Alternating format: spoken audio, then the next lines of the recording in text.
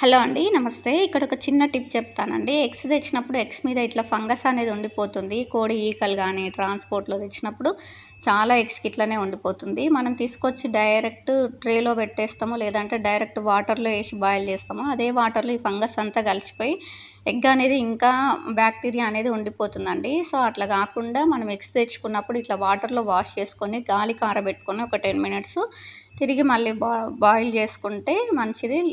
ఇట్లా మనం ఫంగస్ అనేది కడగకుండా చేసినామంటే పిల్లలకి కడుపులో తిప్పడం గానీ, ఇన్ఫెక్షన్స్ గానీ దీనివల్ల వస్తుంటాయి. చూసారు గదా ఎంత డస్ట్ ఉందో.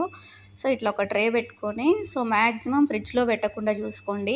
ఎప్పుడు ఎగ్స్ అప్పుడు వాడుకోండి. ఎక్కువ స్టాక్ పెట్టుకొని అవే ఎగ్స్ యూజ్ చేయకుండా మీరు ఎన్ని తినాలనుకుంటారో అవే ఎగ్స్ తెచ్చుకొని బయట పెట్టుకొని యూజ్ చేసుకోండి. ఇట్లా ట్రే పెట్టుకొని బయట పెట్టుకోవడం బెటరు. సమ్మర్ అయినా సరే బయటనే ఉంచండి ఎగ్స్.